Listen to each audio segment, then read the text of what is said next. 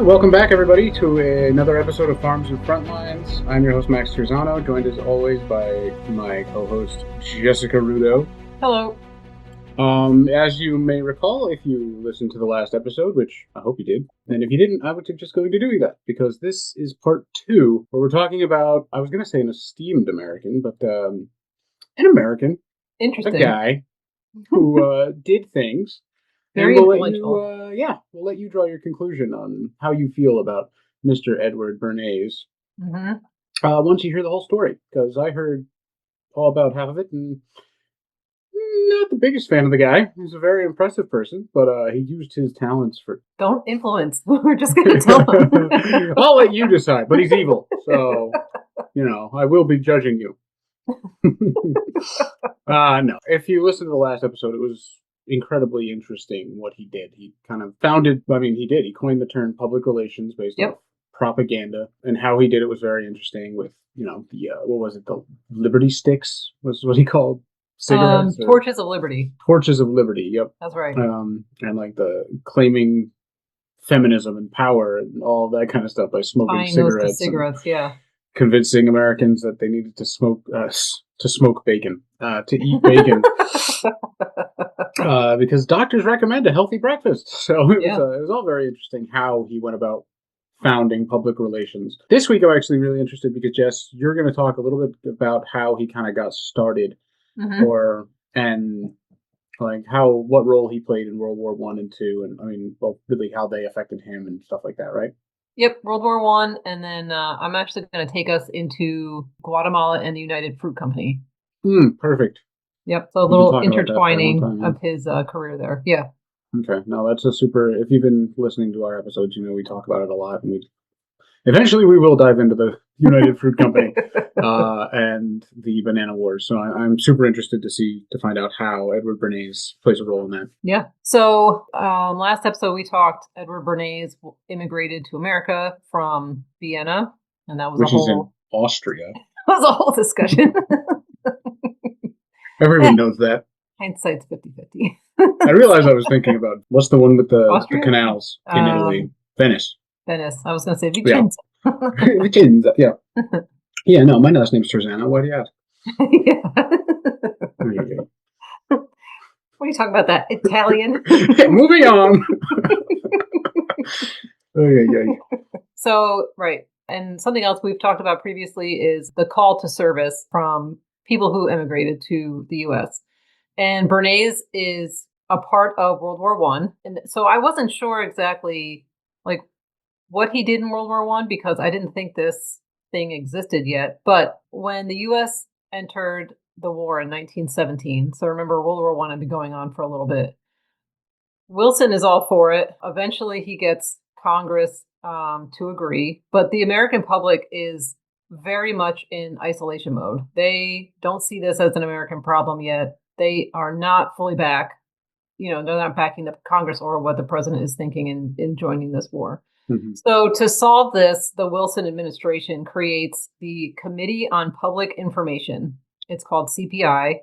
And arguably it's the first government centralized propaganda apparatus. Like standardized, I guess. Things have you can trace all the way back to Washington and the use of propaganda. But I think you could argue that this is the first recognized government made propaganda apparatus. Mm-hmm.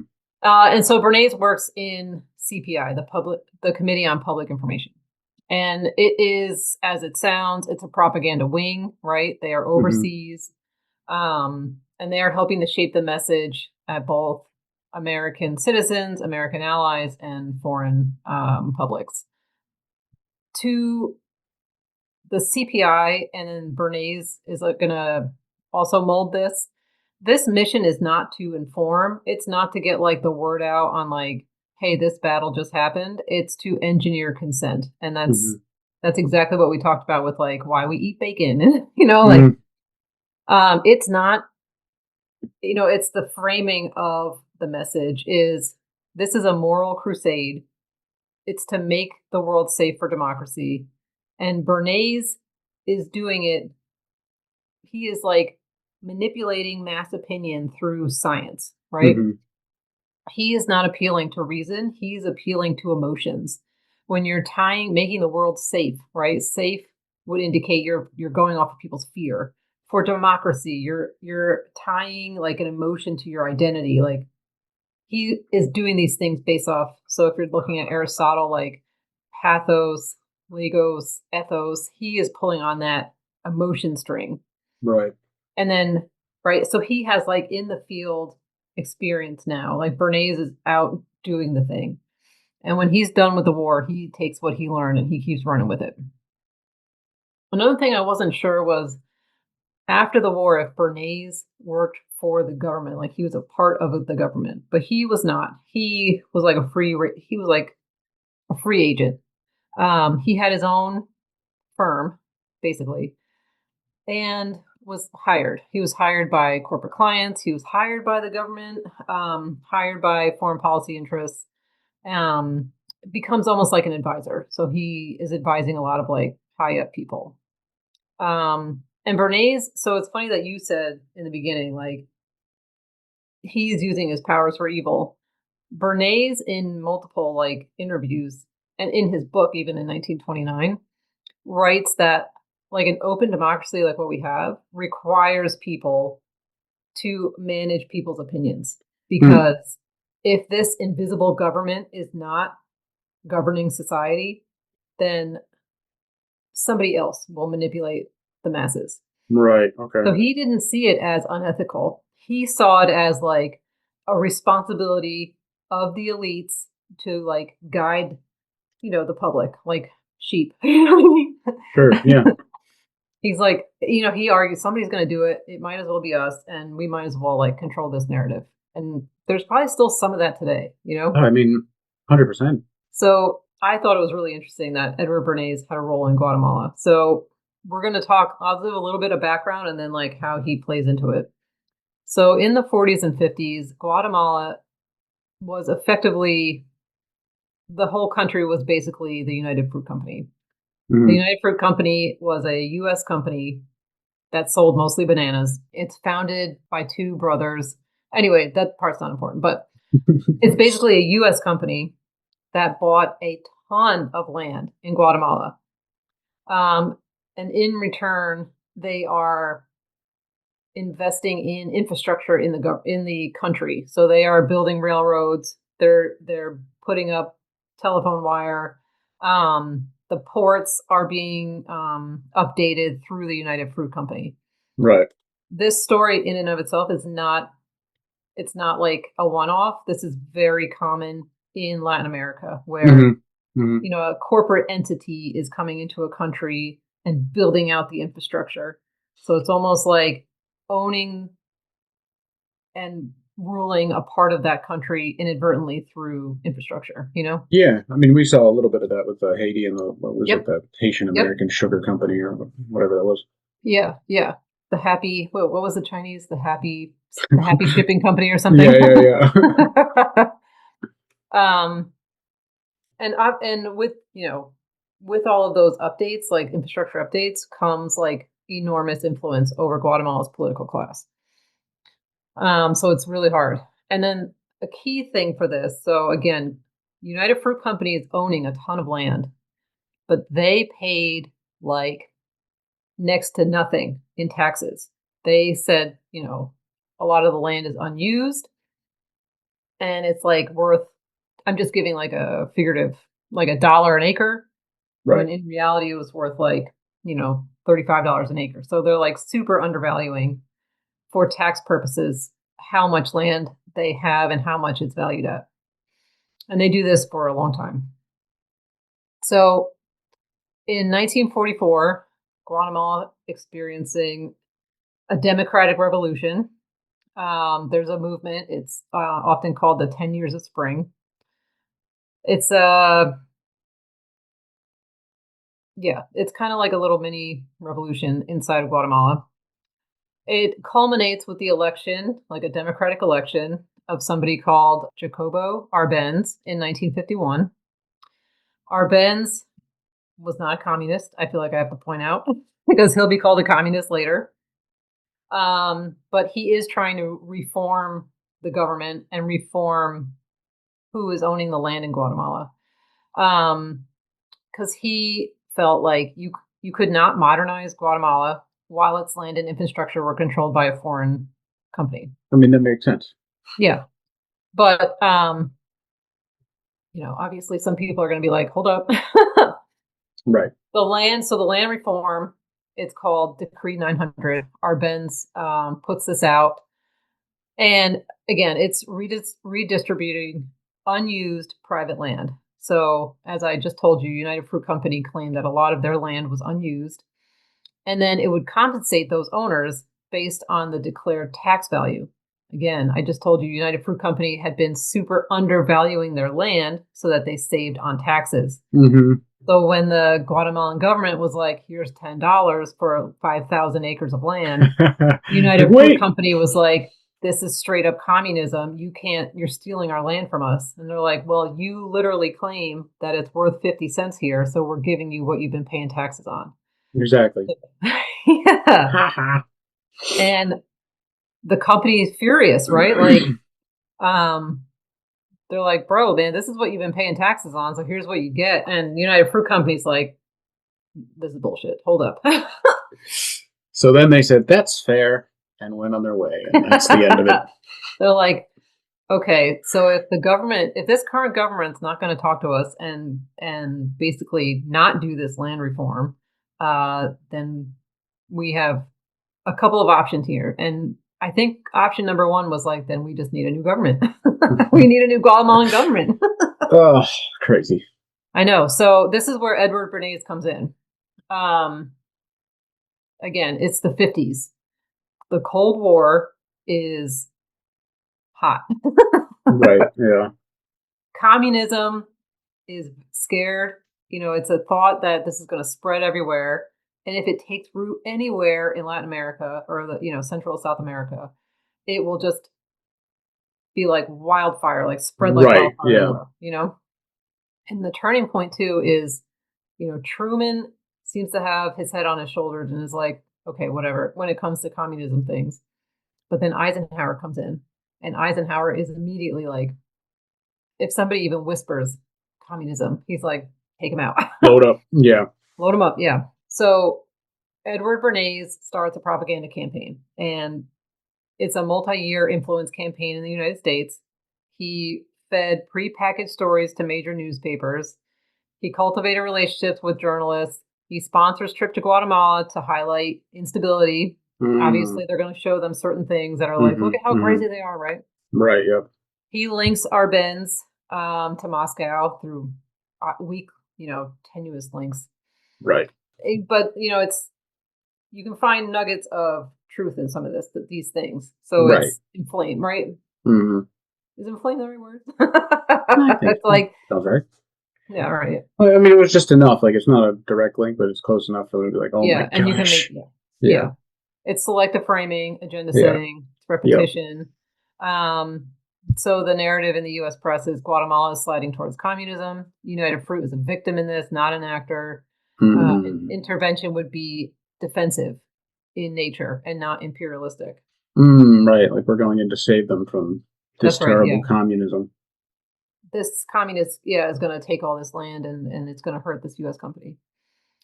And then, framed correctly, it aligns with what U.S. power, like I was just saying with Eisenhower.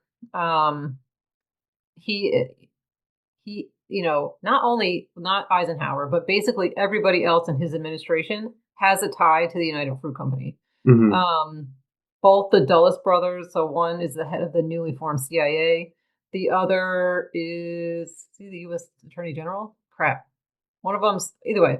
They're both up there. I think he's the U.S. Attorney General. They're both on the board for the United Fruit Company. Jeez, that's crazy. It's literally everybody except Eisenhower is on this board. So they don't need any convincing, Right, yeah. That's nuts, man. Yeah, I know. So Guatemala is like increasingly discussed not as a development case, but as a containment problem. Again, so communism doesn't spread everywhere. A super quick side note. We're in 1953. again, CIA is new. The CIA launched a operation into Iran. And in terms of what the operation's goals were, is successful in overthrowing the Iranian regime. Because it worked, the CIA basically takes that blueprint and applies it to Guatemala. So the CIA in 1954 launches the Guatemalan coup to overthrow Arbenz and install a U.S.-friendly military regime. Because that always goes well. Yeah, I don't recall that ever backfiring on us. No, it US always history. goes well. Yeah. People love to be controlled by a military dictator. As we've seen, people love it. Now that's what you call some soft power. No. Wasn't Alan Dulles the CIA director? Yeah. Right. Didn't I say that? One of them's the CIA director. Right. The other one was Secretary of State. John Dulles is CIA director. Oh, Alan Dulles is Secretary of State? I said Attorney General. Maybe I'm thinking wrong. One was Secretary of State, the other one was CIA director. Yeah. I read the book The Brothers a long time ago about them. I know. Let me Google what the other one did. John Dulles is CIA. Alan Dulles. Let me see what Alan did. I feel like Alan was the CIA, but that's really? Could be wrong. Yeah. No, you're right. You're right. He's the CIA. And John Foster Dulles, right, was... What did he do? Secretary of State. Yeah. Oh, Secretary of State. All right, well, shit. Don't worry, I'll edit it so when you're talking. He was the Secretary of State. Secretary of State. There you go. I'll put that in over your... I'll dub it in. That's right. So, John Dulles, Secretary of State. Alan Dulles, CIA Director. Both on the board of United Fruit Company. That's insane. Mm-hmm. Jeez. I know. Wow. So, right. So 1954, the CIA launches a covert action to overthrow Arbenz. I still can't get over the fact that the director of the CIA was on the board of the United Fruit Company. It was like, gee, if only we had the entire nation's covert operations at our fingertips. And again, they just had one that, we can look at it now and be like, okay, was it successful for Iran? But in 1953, the mission was to, overthrow this regime, and that's what happened. Mm-hmm. So it's considered successful, right? Right. So they're coming off of that high of like, we just did this cool thing, so now let's do it again. Right. So it's almost like, yeah, sure, it's working. We can do it. Yeah, and they do it, and they come to this conclusion that this is the way forward because of Edward Bernays. He's hired by United Fruit to basically run that public relations campaign. And like I said, it was a multi-year campaign of filling this sentiment into the American public. Like, we need to do this. And something that he wrote about, and he says later, and I believe it's an interview, but whatever, right? He says it later in life, but he is reflecting on the Guatemala campaign, and he says, the communists were taking over Guatemala, and the American people had no idea of it. Not, there's a communist takeover. He's saying the public hasn't been convinced yet. Right. He's retrofitting that narrative. Make the story. Yeah. So he does it based in truth, right? So Arbenz, the Guatemalan president, did allow a legal communist party to register. There was labor organizing. There was land redistribution. And there was an anti-U.S. corporate rhetoric because they did not want a foreign-owned company controlling a large majority of land and infrastructure. Right, yeah. So he bases it in that, and he frames it in a way that the American public is like, wait a minute. Yeah. I mean, it's just like the bacon thing, Yep. 9 out of 10 doctors, or 100% of doctors say a healthy breakfast is important. Not even a healthy breakfast. More calories at breakfast. Right. So it's like none of them said you should eat bacon for breakfast. They just said, I mean, if you've got bacon lying around, that's a great way to get a lot of calories. People were like, yeah. All right. I love bacon. We should invade Guatemala. Fuel them on bacon. Yeah. Crazy. Yeah. I wrote some more stuff. I don't know if we want to put it in how Bernays reaches Eisenhower because he's not directly in his ear. Yeah, for sure. United Fruit Company is I need everybody to think that this is the way to go. Mm-hmm. And like I was saying, he Ghost wrote a bunch of articles. He supplies expert sources and experts in quotation marks. He fed editorials and op-eds like, everybody in Sussex County does not like communism, like I'd argue that's true out, today. and people are like, yeah, I don't like communism either. Yeah, he's right. I can't eat bananas from a communist country. Yeah. Right. Yeah. No, I mean, I think it really is crazy how, like, he just understood, like, human psyche. Like, you mentioned id and ego and all that kind of stuff earlier, and, like, he really understood not how to make people tick, but he didn't come out and say this is what you need to think. Yep. But he just very slyly used facts and truth to twist the truth to fit his narrative. And I mean, like, what were they going to do? Was everyone in Sussex County going to go down to Guatemala and be like, hey, is this true? Yeah. I heard some things. And again, it's creating the conditions for everything to fall in line with the way that he wanted, Mm-hmm. And I mean, they're not awesome things that come out of it, but I do think we have to give credit to the genius behind how he does it, because that playbook still exists. And I want to say, like, we are super influenced by what Bernays did and, like, the ways in which he attacked these problems and, like, used propaganda or public relations to get what his customer wanted, Yeah, because I mean, even in this instance, right? Like, he wasn't hired technically by the United States; he was hired by the United Fruit Company, even though the board is the Secretary of State and Director of the CIA. We'll look past that. But it was on behalf of this American company that he was hired to sway opinion and not convince the U.S., but it was enough to, like, get public opinion behind it, so people were like, hey, we shouldn't be doing that. It was like, this is right. That's right, yeah. And we need to be there. And he never says straight, Guatemala is communist, right? Like, he never straight says that, but he sets everything else up to show, like, well, all of these things are here. How can they, how are they not? It looks like a duck. Yeah, that's right, yeah. Yeah.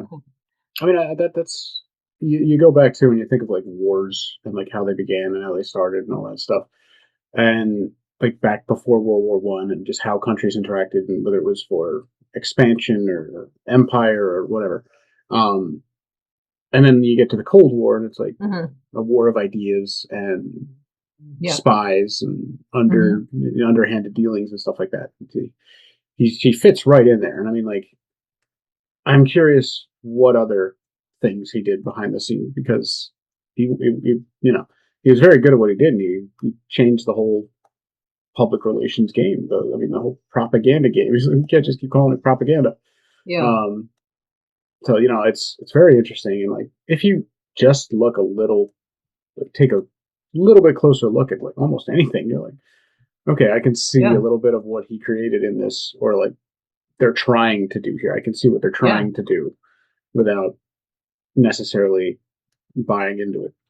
Yeah. I mean, any commercial that's, like, playing on an emotion, whether it's like, I mean, how many things are rage bait, right? Like, that's specifically created to tug on an emotion, to get you to do something, to get you to react. Yeah. Or to, like, engage with something. Sappy, right? All the, like, commercials with the dogs, like, Sarah McLachlan. And the sad music, like, pulling on an emotion. You can tie that all back to Bernays, Yeah, no, I mean, I think it was crazy that no one had really thought about that before. But even if they hadn't the ability to kind of pull it together and create the giant industry out of it. Yeah, and when we were talking about bacon in the last episode, how people looked at thing was needs. Right, yeah. And the environment became such that it could become wants. Right. And he was just like, it just seems like he was a step ahead, and he could see wide lens versus narrow, Right, yeah. Well, for so long it was, you need this to survive. Like, right. You have a house, you have food, you have clothes, you have a job. What more do you need, Right. And then when there became a little bit of excess of funds, people were like, well, what do you want besides that? It was like, like Henry Ford was like, you need this car. But it wasn't so much like you want a car. It's like, you need this now in the evolving world. So, but you would like this V8 fancy model. Yeah.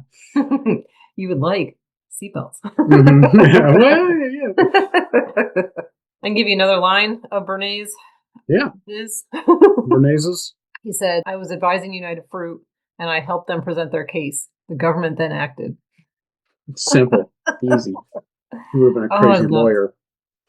He convinced the information environment and the president moved inside it. I just think it's wild. It's just wild how much influence this one dude had, you know? Yeah, I mean, just the fact, like, I think you said it, like, he wasn't a lawyer. He wasn't sitting in the White House. He wasn't doing anything illegal. He was just, like, he was, like, lead trips to Guatemala and be like, wow, look how terrible this is. But he just showed them, like, look at this specific thing. Look at this specific thing. Yeah. Don't look over there at that nice thing.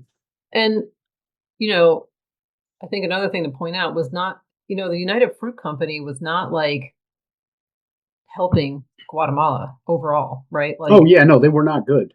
And they're not like into that. They're not the good guys. Yes. I don't think there's any lens of history that looks back at the United Fruit Company as like they were wronged. No, well, except this one time in, you know what I mean? This period of time where people, like, it seemed common sense to be like, oh, we need to fix what's going on in Guatemala because we were led to believe. We've been told for years now that this is what's happening. But like United Fruit Company, again, not paying their taxes, owning a ton of the land. They pay. Do you remember The Office and Schrute books? Oh yeah. The United Fruit Company would like pay their workers with like banana dollars, right? Yep. And that they could buy. They could use those. It could only use those in United Fruit Company stores, like company stores, right? Like, yep. Their little grocery stores next to the houses that they provided. Yeah. Which were like rundown shacks, you know. Right. So they gave them money. That they couldn't spend anywhere else, but give it back to the company. Exactly. That's exactly right. I saw a while ago somebody, like, I think it was Tesla, was like, we're going to build housing right next to the factory. And people were like, history says this is not a very good idea. That's right, yeah. Did we ever talk about Fordlandia? No, but I would love to.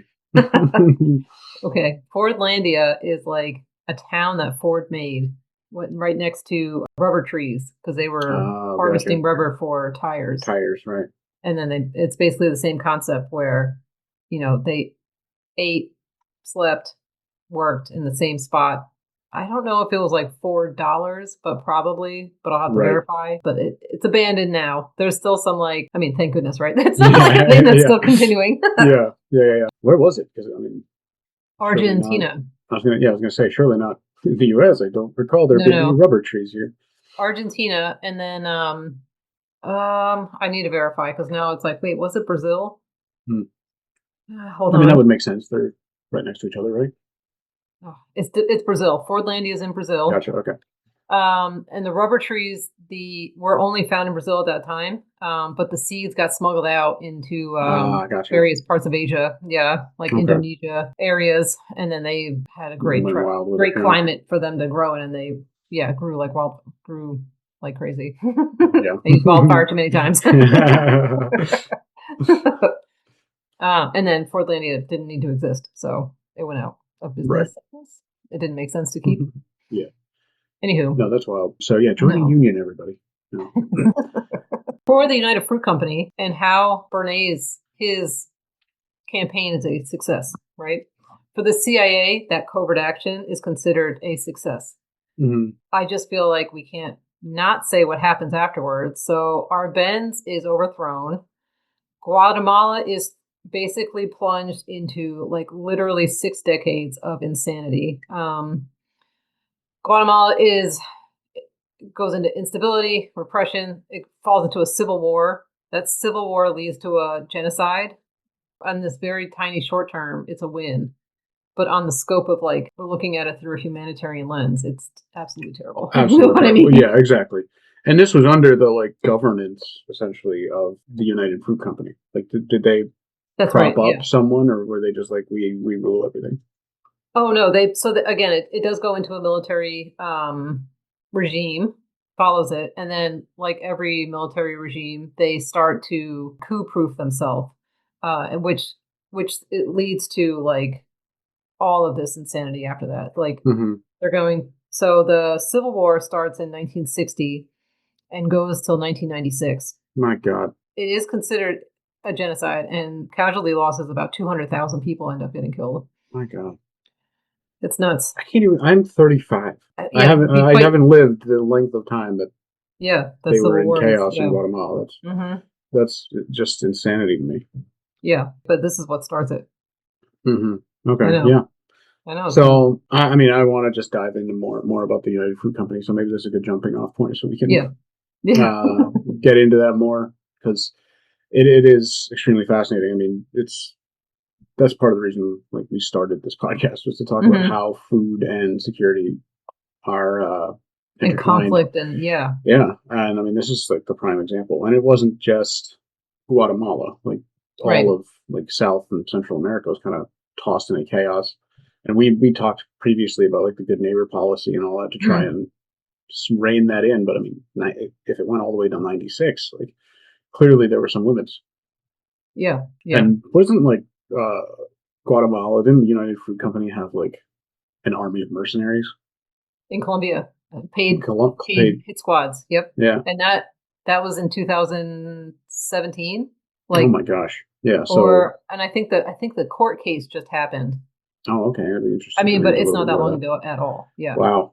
So so you can see the direct repercussions of this work that Bernays was doing.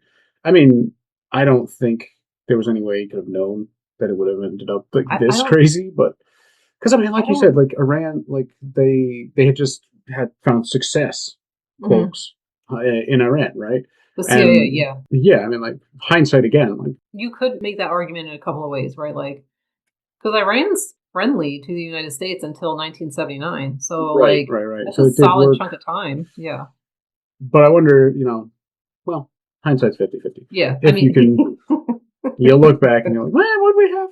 But at the time, you don't know, like it worked. It was like you said, they were both considered successes. Right. But if they had known, who knows? But then if you look at it through like a moral lens, how could you think that's good? Right. Like, yeah. And that's the thing. Like, you look at it and like, he's like, I was hired by a company and I was just working for a company. It's like, but look at the morality of what you're doing. Like, right. Is this okay? Like, even if you don't know what's going to happen, that was a democratically elected president. Exactly. Right. Whether or not he is shifting towards communism or not, that's the country's prerogative. But I also feel like if he was a democratically elected president and you're immediately trying to say that he's a communist, like, don't you have to pause right there and be like, well, hold on a second. Like, this was an actual election that happened. The people put him in power. Legitimate election, yeah. So that's what they want. But so you're immediately going to overthrow like a legitimate election for the sake of democracy. Even if you're just going off of that little bit, which everybody at that time who was like in the know would have been able to like figure out, Right. Yeah. I mean, I guess that's Edward Bernays in a nutshell. Like, he vastly influenced not just why we eat bacon for breakfast, but the geopolitics of an entire region. We didn't even talk about margarine. He makes margarine look like butter. Oh, margarine. Okay, I thought you said margarine. Yeah. Who's margarine? Who's margarine? United Fruit Company, though. Do you know what they're called now? No. Chiquita? Yep. I thought for 2 seconds. I was like, wait, yep. I bet I do. Yep. That's crazy that they're still in business. A thing. And haven't been burned to the ground. The oil company that was behind the Iranian regime change. Mm-hmm. You know who it is? I don't. BP. That tracks. They're called BP now. But they changed their name. Wasn't that? Isn't that just British Petroleum? It is now. Because Iran's not a part of it now. Yeah. What was it called before the name change? It used to be called the Anglo-Iranian Oil Company. Yeah. British Petroleum fits more. Mm-hmm. There was a like tweet years ago where British Petroleum was like, want to know more about how you can decrease your global footprint or whatever, and use our website to make your pledge today. And someone retweeted, was just like, I pledge not to dump X amount of petroleum into the Gulf of Mexico. Into the Gulf, yeah. It's like, well, didn't think that one through, did you guys? Yeah. Oh, well. All right. Yeah, well, I mean, thanks, Jess. That was an interesting story on someone that I had never heard of before. So, until you brought him up. Yeah, he's wild. I would say so. That is. I also wonder if it's like propaganda that we don't know his name more. You know what I mean? Yeah, well, I mean, I would think so because, like, I'm a pretty highly educated person. Like, I'm in history and international relations, and I had never heard that person's name before. I don't know. So, yeah, I don't know. It's wild. Listen to this podcast. Well, you can. Oh, well. Before it's scrubbed. Yeah, right. If you hear any bad news, anything in the news about Jess and I that's negative, it is not real. Ever. Yeah, ever. It's all propaganda. Buy our merch. All right, well, thanks everybody for listening. We hope you enjoyed the episode and learned something. I know I did. We're going to try and get back to a more normal schedule. I say that all the time, but we're going to try. I got sick. Jess, I know you had some crazy stuff going on with your... Yeah, broke my same foot, yeah. Broke bones in my same foot twice, yeah. Oh my gosh, yeah, so... You don't believe how much you use your toes until you can't. Well, so, quick story before I finish. My wife broke her pinky. And then, like, a week later, I had to get an MRI on my brain. And on your brain? Yeah, on my brain for, like, migraines and stuff. Turns out I'm fine. Nothing. Good. But I came home and she just started laughing. I was like, what are you doing? And she held up her pinky. She was like, pinky in the brain. I was like, oh, jeez. Like, get out. Like, now my head hurts again because of my eye roll. I gotta go back out. But thanks again for listening, everybody. We appreciate it. We'll try to be more diligent with the episodes, and we look to come back with episodes about the banana wars. So more about the United Fruit Company and how terrible they are and how they messed up an entire region for decades. Yikes. All right, bye-bye. See you.